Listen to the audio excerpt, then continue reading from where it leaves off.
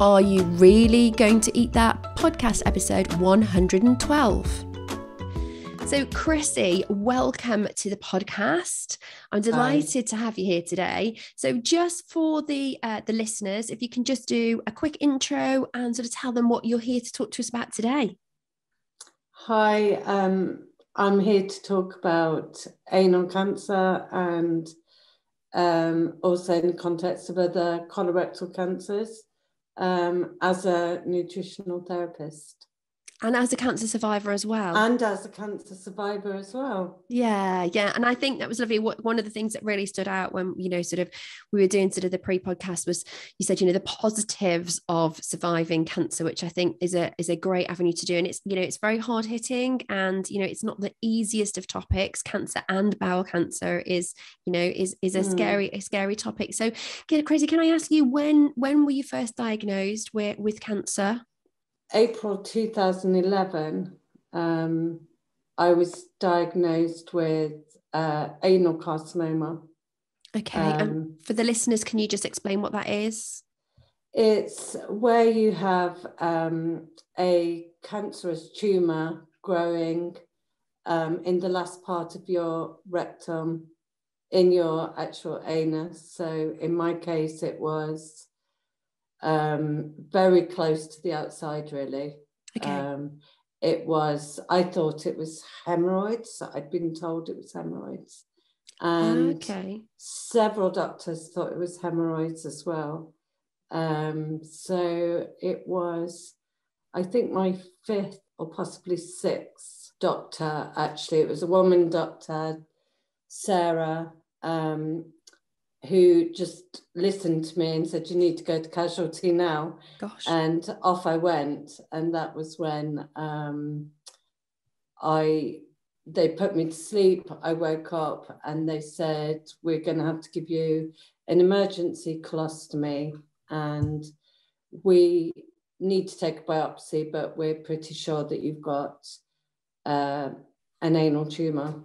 That must have been pretty scary. It was quite shocking at the time. I think the fact that I was in a lot of pain, I was just willing to do anything to get out of pain. And I think I'd had quite a hedonistic lifestyle. Kind of in hindsight now, do you feel, and with the knowledge that you have, and we'll talk a little bit more about that in a little while, but with the knowledge that you have now, do you think that your life, if being honest, do you think your lifestyle sort of contributed to that? If I ticked several of the boxes. I'd in my youth, I drank a lot, I'd smoked, I did all the things. My diet was probably at its worst at that time. My partner was out of work, so he and I lived on pretty much my wages. So we were eating convenience foods that I'd never eaten in my life before, really, but on a regular basis. Yeah. Just because it was cheap. So just talk us through a little bit about, so obviously you went in, you had this emergency colostomy. Yeah. Were they able to sort of remove the lump fairly efficiently for you? Because I'd gone in as an emergency, I got lost. I wasn't in the correct paperwork. So my treatment was actually delayed by quite a while. Gosh. And then there was a series of bank holidays and there was the royal wedding, which meant that they didn't do, colorectal was only on Mondays. So I think there was 3 Mondays missed on top of that. And then, so I went in, there was a mad rush I think I went in on Monday and I was sent to lots of appointments about 6-7 weeks after I'd been diagnosed. So I think I was about 8 weeks when I started the chemo and radiotherapy, which was aggressive chemo radiotherapy. So it was all a big rush. There was no time for choices or anything. It was just, you have to start now. Right, okay. So I went through all of that. had lots of infections, was quite severely burned in the genital area by the radiation, which was infected. So that was quite grim. It was very grim, in fact. But I managed to do my full radiotherapy. Unfortunately, it wasn't enough to shrink the tumour as much as they'd hoped. So I had, I think in the October of that year, I had surgery. So I had a perineal resection, and that removed the whole tumour. So I mean, like you kind of, so you're in your sort of what, mid-40s? Have I got it right? Yeah, I think I was 44. Okay, so young to deal with that. And how did you find, let's be honest, you know, I thank you for being, you're being very honest about this, and I love that, so thank you. So how did you find the support? So you've got burning kind of in that, in the region, kind of like severe discomfort. Did you know that was going to happen? Did people talk to you about that? No, I didn't know that was going to happen. Okay. And I didn't, to be honest, I remember lying on the radiotherapy machine and someone pulling my trousers down and not knowing, being really shocked because no one had ever talked me through it, you know. So I think possibly had it not been a rush, so quick, yeah, I may have known more. So yeah, there was one thing, I was supposed to have my radiotherapy with a full bladder to minimize the damage to other organs. I didn't find this out until the last week. So that was a little unfortunate, really. So we're pleased to say that you're here and looking very fit and healthy. So we got through this. So, and we did want to be positive. So thank you for sharing that. That is, you know, I think it's really powerful, and I hope that the listeners, you know, it's given them some insight. And if they are having, you know, sort of issues, that they can talk to people more. So you came through this, you survived. That's wonderful. Then, you know, how did that change you? It has to. Something so big as that has to change you. So, you know, you were working as a gardener, did you say before? Yeah, I was working with a gardener, so I tried desperately hard to keep that job, even though I'd been told I would have some limited movement with my perineal resection, and being able to dig or ride a bicycle or do heavy lifting. So whilst trying to do that, I did heavy lift and ended up back in hospital with a hernia. Okay, so maybe listen to them. Yeah, exactly. So that put an end really to gardening as a career, because I now can't lift anything really heavier than a shopping bag, really, and have to be very careful. So I, just before my hernia up, I'd been moved into the offices, and just before my op, I got made redundant. Oh dear. So work was not supportive throughout, really. But that actually is what propelled me to actually become a nutritional therapist. Which is great. Yeah. So that was really, really, really positive thing. And it allowed me to put a career I couldn't do that was frustrating to one side and become a nutritional therapist and really continue something that I'd had an interest in when I was very young. When I was in my teens, I was very into herbs and food, and I've always liked to cook. I speak to, I've got a couple of friends who've had cancer, and kind of at the end of it, it is almost like you kind of, you relook. I mean, it may be a bit like getting into menopause. You kind of relook, you reassess where you are. And is this, you know, I've got a second chance.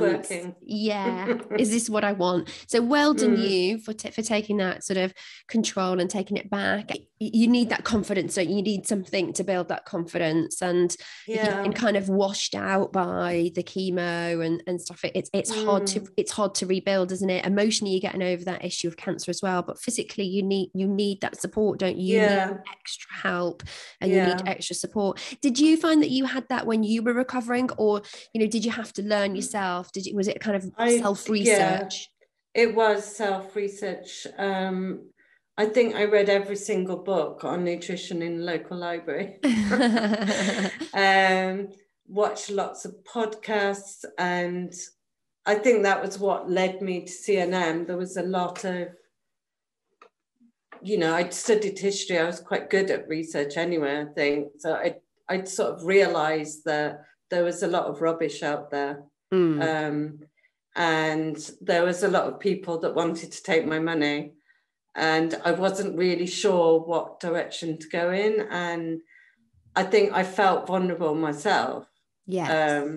So I really wanted to, it'd been on my mind for a couple of years that I wanted to study nutrition, but it was the redundancy that gave me the opportunity, really, to go for it. So I just want to ask you, so, I mean, I love the fact that you are, as a nutritionist, we all have to talk about poo all the time. I talk about bowel function all the time. It's really funny how when I have a new client, you can see them, particularly men, you can see them kind of wince a bit when you ask them. And then by the third consultation, they're all over it. They're telling you every tiny detail because they're so comfortable with it. But people are a little bit reticent of it. So I do think it's really important to have specialists out there that that are going to talk to you in a real human term about bowel, about your anus, about your vagina. We all have them. Well, we don't all have vaginas, but we all have anuses, and it's really important to be able to to talk about them in a sensible way. It's it's not a secret. We need to be more kind of honest and open. And so that brings me to the question that I was going to ask you, which is, if there is someone that is listening to this and thinks, I've got a few issues downstairs and I wonder if I've got, the kind of typical kind of, I don't really want to go to talk to, is there any advice you can give them? Is there a little kind of, something that you can say to them that might help them if they feel that they have some issues, something they should look out for, or in a way maybe to approach the GP to get to get the response they need? Yeah, I think you can easily just go to your GP and say that I'm not feeling that great at the moment. There's been some changes in my bowel habits. And you can ask for a stool test, which is very basic, but if they spot blood in somebody's stool, that will lead to a colonoscopy. And so really any blood in your stool it needs to be investigated. And I always say to my clients, if we don't talk about poo now, it may end up dominating your life, So it's, doctors aren't embarrassed about it. No. And it's just a little test that you can do at home. And then, at least you're sure, especially with bowel cancers, because they're often without many symptoms at all. And people are getting younger and younger. And screening, I think, doesn't start till 55. It depends on which county you live in, but people are younger than the screening age that are getting cancer. So I think it's just really about spend a little time to think about how you are. Have you felt a bit under the weather? If I went back in hindsight, other people told me I looked stressed, I looked a bit unwell, I didn't look quite myself. But so I think it's really important to check in with yourself, and if you do feel unwell, at least go and get a blood test even to see what your CEA scores are. Well, Yeah. thank you so much for being here today. Thank you for being so honest. I hope that it has perhaps, if anyone is struggling, they've maybe kind of now made that appointment with the GP. We will obviously put your contact details in, so that if they want to talk to a nutritional therapist who has expertise in this area, because that's the thing is, we can all become experts in certain areas, and it's good to seek out those people. And I'm just going to end on a much lighter note and do my very quick fire round with you, if that's okay. So my first question for you is what food reminds you of childhood? Oh, I think jam sandwiches. Oh, brilliant. Any particular flavour jam? Strawberry jam. Strawberry jam. Robinson strawberry jam was always mine. Yeah, my mum used to make jam. So. Oh, how nice. Yeah. Very nice. And what is your most memorable meal?